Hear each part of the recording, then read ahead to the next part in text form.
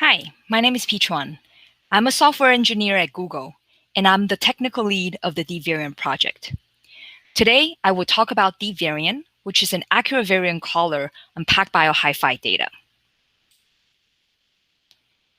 I will start with a quick overview of the sequencing data lifecycle and point to you where DeepVariant is in this lifecycle.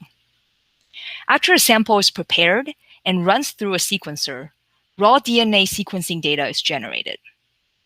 The data is mapped to a reference genome, and then variant callers like DeepVariant can be applied to identify the genetic differences of an individual. Following that, there can be a various of analysis and interpretation for clinical or biomedical research purposes. Because where DeepVariant sits in this life cycle, being more accurate can improve any downstream analysis or interpretation. So what is DeepVariant? DeepVariant is a deep learning-based variant caller. And why is using deep learning a good idea? When trying to solve the variant calling problem on NGS data, there are many factors to consider when judging whether there's a variant or not. Among all these factors to consider, some are better understood, some are somewhat understood. Some of them we know there might be a factor, but we don't completely understand. And there might easily be factors we're not even aware of or can't describe or characterize in an easy to understand manner. Because of the nature of this problem, we think deep learning is a good tool to use. In this slide, I'll explain why. The application of automated analysis roughly falls into three categories. The first one is the application of statistical rules in a valid manner to test hypotheses about data. This lets you ask questions, but it's relatively rigid. The field of machine learning allows humans to define certain features which contains information about a problem, but automate the application of statistical rules to build models that sets these feature weights accordingly. In deep learning, features are learned directly from the data, which allows the model to find complex associations that humans might not yet consider. While machine learning is defined by features, deep learning is defined by data. All these methods are useful, and all methods have domains in which they're uniquely useful. The important thing is to understand the best fit for a problem, how to evaluate, and then the right way to apply them. I mentioned that deep learning is defined by data. So what does that mean for DeepVariant? DeepVariant as its core is using deep learning-based image classification algorithm. And the reason why we're able to apply image classification is because we use an image-like representation for the DNA sequencing data. Specifically, a pile-up image that represents the DNA reads. The way to think about it is that DeepVariant is combining data visualization with deep learning. I will come back with a lot more detail on the visual representation. But before I do, I want to give you a quick overview of DeepVariant's timeline, and specifically our collaboration with PacBio. DeepVariant was first open sourced on GitHub in December 2017. Since then, DeepVariant has made a lot more improvement on its accuracy, speed, and the software usability. We have made several more releases, including the most recent v1.0 in September this year. We started collaborating with PacBio in 2018. Last year, 2019, was a fruitful year for our collaboration. We were able to retrain DeepVariant to make very accurate calls on PacBio HiFi data, both for SNPs and Indels. This work was published in Nature Biotechnology in 2019, and we also released the software and the model in v0.8 release. Since then, PacBio HiFi is a major data type that our team supports and continue to improve. All this is done with strong support from PacBio scientists. This year, 2020, continues to be a great year for DeepVariant.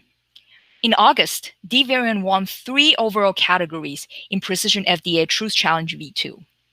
And this includes being the most accurate caller on PacBio HiFi data. we released v1.0 on GitHub in September. This version not only includes more accurate PacBio HiFi model, but also includes a new option for users to apply phasing to make PacBio calls even more accurate. Now, as I mentioned before, I'll explain more about DeepVariant's visual representation, and I will give you a few specific examples of how this helped us improve on PacBio HiFi data.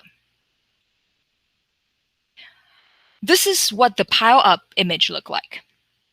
In this example, I render it as an RGB image, so it's easier to explain what the image looks like.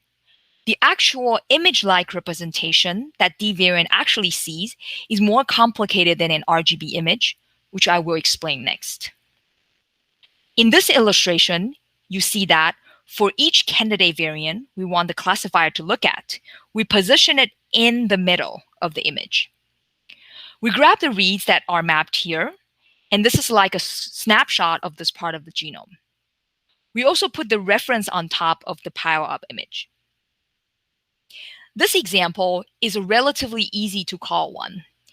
Before I even explain what the color means, you can see there's a clear difference in the middle of the pile-up image that exists in pretty much 100% of the reads. This is an example of a homozygous alt variant. Here I will also show an example of what a pile-up image looks like for short reads. With short reads, you see that the pile-up image is more like a diamond shape. This is because each of the read here are only about 150 base pair long, and the window width is 221 bases. And by default, we sort the reads by sorting their starting positions. In this example, the variant is a heterozygous variant. About half of the reads have this variant.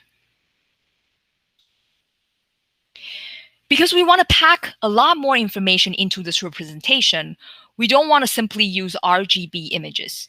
Instead, we have 6 channels. This makes it a tensor, which has the shape of 100 by 221 by 6. The 6 channels, the first channel is the read bases of ATCGs.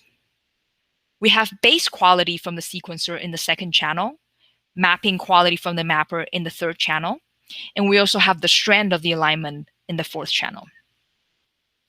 The fifth channel is very useful, especially when calling by eyes. This is whether the reads support the variant allele or not. And the final channel is whether the base differs from the reference or not. Here are 4 more examples from PacBio HiFi reads. For long reads, these reads tend to fill the whole width of the pile-up image, but you can still see similar patterns from before. If you want to learn more about this representation, you can read our blog earlier this year called Looking Through DeepVariant's Eyes. Our blog links to an interactive game that you can play. It's called Can You Beat DeepVariant? It'll show you a few easy examples and then followed by a few more difficult examples. If you're pretty familiar with variant calling, you can see if you can be a better classifier than DeepVariant. I really like this visual representation, not only because it has proven its accuracy so far, but also because it makes it very easy to incorporate new information based on domain expertise and domain intuition. First example I want to show you is how we added phasing information for PacBio HiFi reads. Here's an example of how we incorporate phasing information. The intuition initially came from our earlier conversation with PacBio at the end of 2018. The idea was, what if we sort the reads based on the phasing information instead of only sorting by the starting position of the reads? So this image you see right here is our default option, which is sorting these reads by the starting position of the read. Once we sort by the phasing information, you can visually see why this could be much more learnable for the classifier as well. And the good thing about this is that we can put into an actual experiment and see how much it improves. So in the Nature Biotechnology publication last year, we demonstrated that the haplotype sorted model reduces indel false negatives and false positives by around 30%. A second example is how we provide more resolution for indels by also aligning to alternate alleles. So in this example, you can see that half of the reads has a variant that is a 16 base pair insertion. From our original pile-up image, you can see about half of the reads light up in the middle, indicating there's an insertion. But because we align to the reference genome, this insertion isn't fully represented in our original pile-up image representation. One change we made is to also align to the alternate allele. As you can see, this allows us to see more resolution of this particular insertion. Here's a view of the same example, but split into the actual channels, so you can look into the details. Because DeepVariant combines data visualization with image classification, it is very easy for us to quantify all these changes and see how they're helping variant calling or not. In this case, we were able to show that by providing more resolution for indels, we reduce the errors for indels significantly. To recap, DeepVariant incorporates data visualization with deep learning. Deep learning is a powerful tool. Combining with a good representation, we have shown that DeepVariant with PacBio HiFi data is highly accurate. In fact, we think it is the most accurate way to analyze the genome. DeepVariant is done with many people's effort at Google. Here is the genomics team at Google Health and the core DeepVariant team. I also want to say thank you to the PacBio scientists we've worked with, specifically Aaron Wenger and Billy Rao. It has been really a pleasure to work with them. Thank you. And thank you for listening. Good afternoon, everybody. My name is Nick Cisneros. I'm the Senior Director of the North American FAS team. I'm here with Pi-Chuan Chang, who's the technical lead of DeepVariant for Google. And this is our live Q&A. So please go ahead and type in any of your questions there in the chat box, and I'll be sure and get those read. So to kick us off here, there's a few questions. Can DeepVariant be applied to other organisms? Would the model need to be retrained? So we actually have investigated this early on in DeepVariant. We apply it on mosquito.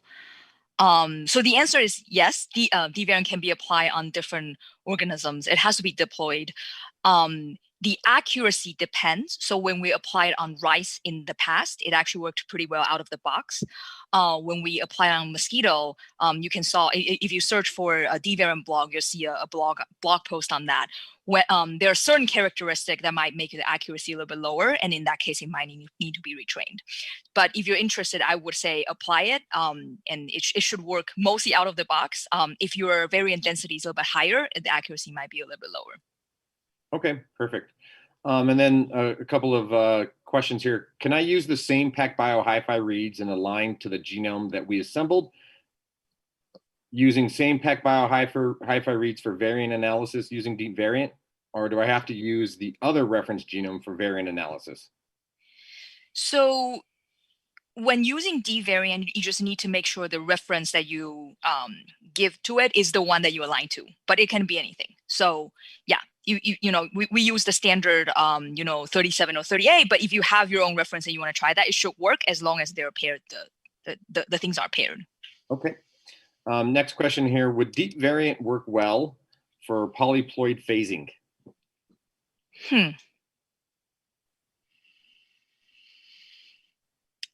Not sure about that question. I guess I just never thought about it before. Yeah, that's an interesting problem. Since it's making the variant calls, you think it would be able to split them, right? Yeah, I think, a lot of these things are like potentially with some work, it's more like an extension of the research problem. But yeah, I can't really tell you without like trying that myself. Sure. Okay, fantastic. Thank you. And then how much more improvement potential do you think is left through further optimizations? Hmm. Um, Currently for PacBio, we're really looking to the remaining errors, like the false positive, false negatives. I think there are a few things that we're trying right now. For example, even with the Indel, there's a feature that we'll plan to push out in the next release, which is that I think in the talk I mentioned about like these haplotags. So we're going to add another channel that will give the classifier this information, and that actually helps with Indel. So I think the answer is that there are room for improvement, but I think we are getting to a point where it's possible the remaining errors just like impossible for this classifier to do. So I think we're getting close to there, but I still think maybe a few iterations of this before we hit that. Okay. And then I got two questions kind of the same here. Do you see DeepVariant expanding into structural variation calls? Mm. That's something we are quite interested in looking into. So I can see it being extended into structural variant. I think a few challenges will be the underlying representation that we're seeing. So in the talk you saw this like 221 windows. So like structural variant are usually much larger than that. So how do we represent that? So I think it can be, but probably not without a significant amount of change of the underlying representation. Okay. And then there's quite a few questions. So everybody, if we don't get your questions completely answered, we will get back to you since we have a limited amount of time here. We'll move as quickly as we can though here. Can DeepVariant be used to analyze aneuploid cancer genomes? Right. So currently, the way the DeepVariant software on GitHub is, designed for germline diploid problem. So I think again, this is like a research question, right? I think the underlying formulation is possible to extend it to different kind of classifying, like NOT3 class and train it with different data. I think it is possible, but currently, if you run the software out of box, it doesn't work. Okay, that's good to know. Does DeepVariant work on bacterial genomes such as tuberculosis? I feel like that's a question that actually people have tried on our GitHub issues. Again, I think the answer is like, without trying it myself, it's hard for me to tell you like what the accuracy is. But people have tried it. I don't quite remember whether they report whether it's accurate or not. If we don't have enough CCS coverage, can DeepVariant be used with CLR? Okay, interesting. So DVariant does not work. Oh, actually, yeah. So we didn't build DVariant on CLR. I believe I think some of the early, basically there are people who have tried on it, but we can't, as a software, we don't train on it, and we don't actually do our, kind of quality control on it. So I can't guarantee that it will work. In fact, I think it probably won't work. Yeah, that makes sense. And then one of the questions is what about discovery of rare variants? Rare variant meaning in the population, or? Yeah, that's only the question. That's all the question has is what about discovery of rare variants? I would guess that probably within populations, yeah. Right. So DeepVariant is calling on single samples. It doesn't currently actually take into account of a prior of population. So yeah, if there's a rare variant in an individual, it should just be able to call it as long as there's enough reads that supports it. We actually thought about like incorporating population information, but yeah, basically currently as is, it should be able to find the rare variant in an individual as long as there's reads supporting it. Okay. And this is probably our last question. We'll see how it goes. Can DeepVariant be used to deconvolute mixtures of cells? For example, deconvolute clonal expansions of AML or CML liquid tumors? Not really familiar with this. From the description, deconvolute, you mean being able to tell which one, like the different subclonal? Yeah. I mean, again, this is not really what DeepVariant is used for. So I think the short answer would be no, but then again, like the underlying representation, it is possible to repurpose it. It's a machine learning problem. As long as you have the right representation and the right training data, it's possible, but it's not what currently DeepVariant is built for. Okay, and we have maybe time for one more. Will DeepVariant be able to handle graph-based, pan-genome-based variant calling? That's a very interesting question. Currently, it doesn't, but that is something that we're interested in looking into more next. Okay. All right, perfect. Well, I think that'll be probably all the time we have for questions for today. Pi-Chuan, thank you for your time and a very great talk. That was wonderful. Thank you all for your questions today. If your question didn't get answered, we will definitely follow up and make sure that you have answers to your questions. Okay. So thank you all for your time today and have a good rest of the afternoon.